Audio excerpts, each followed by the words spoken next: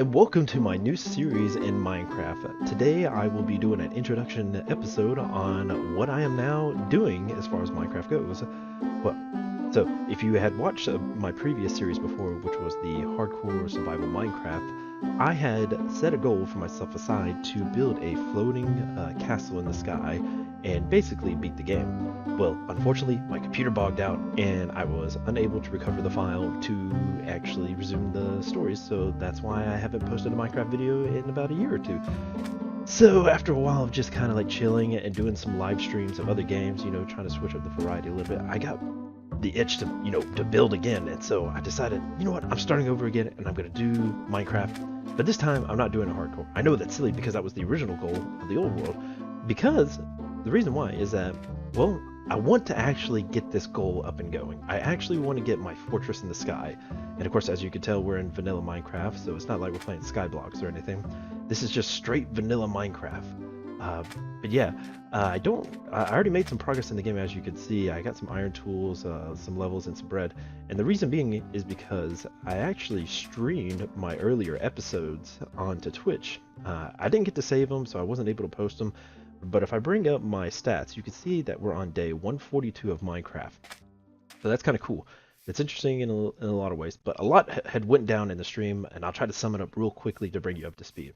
So this is the horse that I gained during my adventures. What had happened is that I went out searching because I had already established somewhat of a small base.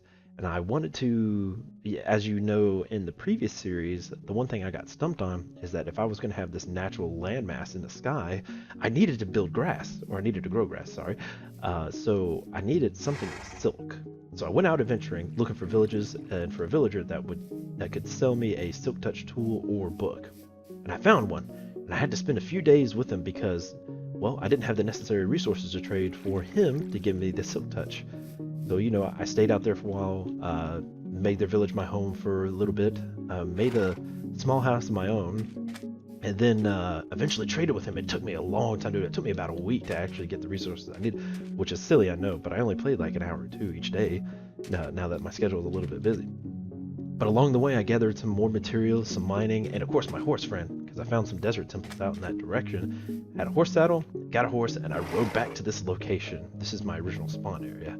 And of course, once I got established in what I needed and everything, I started digging, collecting materials, and I dug straight down. Down here is my mine shaft. And we'll take this quick little elevator shaft. Boom! Okay, alright. So as you can see, I have some basic stuff here and there. Nothing serious. But it's a good start. It's a good start for me. Some infinite water pool that I needed. And here's a little door right here because when I was going back and forth digging out here, I had a bed. And I wanted to keep the monsters out, and they were spawning like crazy in there. So let's open it up and take a look.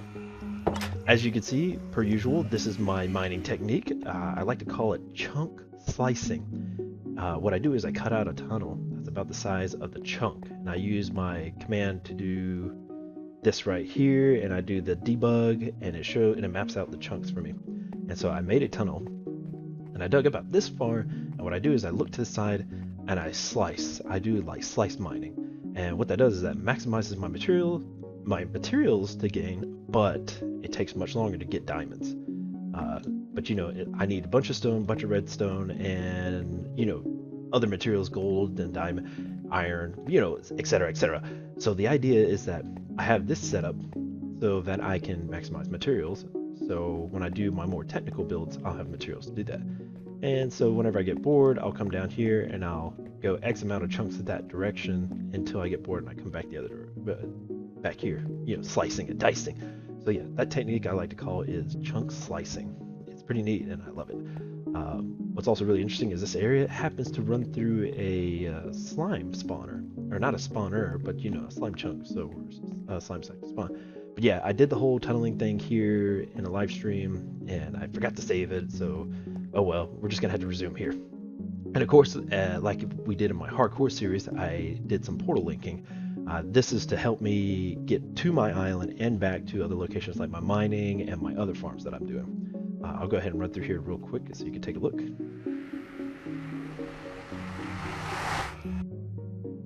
Alright, so here we are. We're in the nether. It's not dressed up. I'm sorry. I plan on doing more decorations soon, but I want to do those in episodes so I to show people how I do it. But as you can see, here's the portal that goes to my island. Now, just like in my hardcore world, I went to a certain location in the sky that I chose, and I created some land. Oh, it's getting dark. Real quick. Okay, alright, good. So, we got everything up here. Now, as you can see, the grass is growing. I just made some new landmass over in this direction. As you can see, the grass is spreading in over here, and that's because, you know, I got the dirt from when the grass from when I was doing my silk touch tool. And of course, like I mentioned before, I made a little bit of leeway as far as my production because I did it in live streams. Like I did this little temporary farm. I got some pumpkins because what I do though is that I got tired of seeing torches in my hardcore world like on top of the land. So I saw this technique where you can put them in the ground and just put leaves over them, and it illuminates just enough light if you space them out correctly where monsters won't spawn. Of course, that will change when I start putting structures on here and trees, and they cause some tracking issues with the lighting, and so then I have to come up with a different way how I want to do it. So, moving on, as you can see, this big ugly tower in the center is my mob grinder. This took me probably about 2 or 3 hours to build. I did it also in the live stream, but it uses a water system, a 1-bucket water system that dumps the water out and pushes all the monsters off the platforms. There's 4 platforms up there. They fall into a funneling system, and the funneling system drops them down this tube right here. What I did though is that I built it about 32 blocks away from me in distance, because that would be roughly about the space you need for monsters to spawn up there, and they're unaffected by your distance. So, you know, they kind of stay in one place. They don't move around a whole lot, with the exception of spiders. I think spiders now have a new program where they idle or walk around. But yeah, so they all fall down into the tunnel and they fall down. And that's what's kind of gave me the edge on getting all my wood, because I would get bones and I'd turn the bones to bone meal.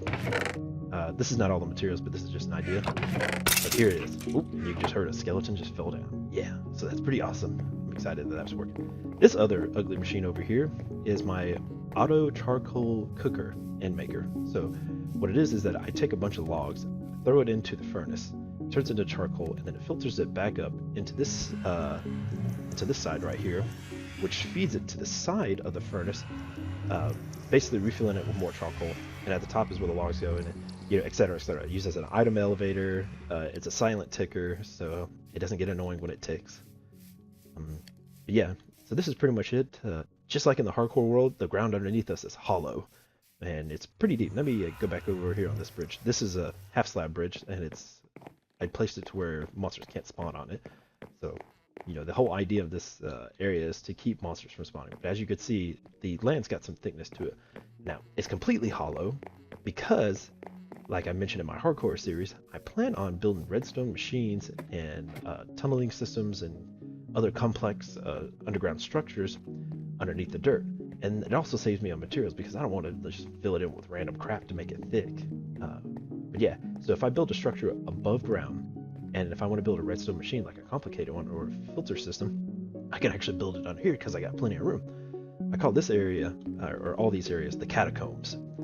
But this would basically help me with like quick transportation and things I want to hide. And of course, if a creeper ever spawned up here and it blew up and I fell down, I would fall into the catacombs instead of the ocean beneath me, which, by the way, I forgot to mention. So, again, as like I did in the hardcore series, I built the entire structure over an ocean. The reason being is that if you're in an ocean biome, especially a deep ocean biome, well, there's no ground beneath you. And, you know, there's a certain range you can be in, and monsters will spawn. Now, I'm way out of the limits, even if the ground was down there. But I like building over the ocean because it also maximizes more and more of your spawn chances in these mob grinders like this. And in the future, a XP farm that I want to build of it, but it's going to be a super complicated one, so I need materials for it. But yeah, there's less caves under ocean biomes, I believe, because the water takes up majority of what would be the ground level. I mean, there's still caves underneath there, of course, but there's just less of them now.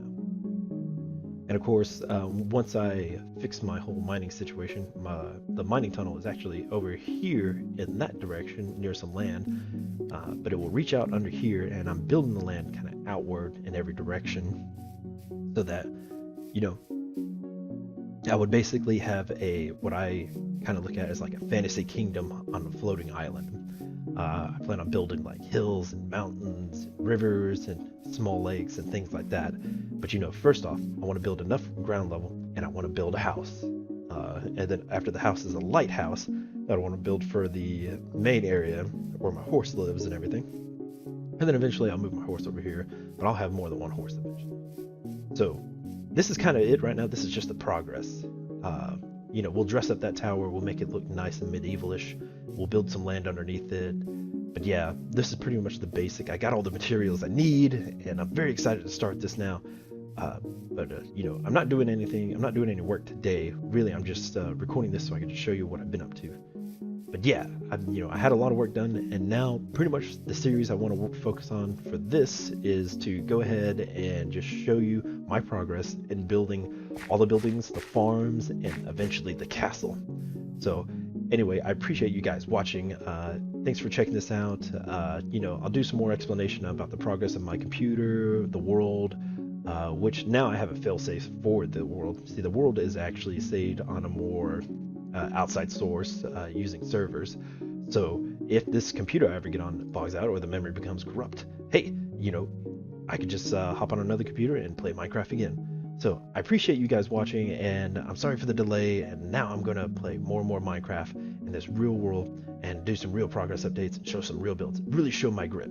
So thanks for watching. I hope you guys enjoyed, and I hope you follow my series. And if you really liked it, just click that like button, follow me, or even hop on Twitter. Every once in a while, I'll post something on Twitter for any games that I'll be playing. So thank you, and have a nice day. All right, bye.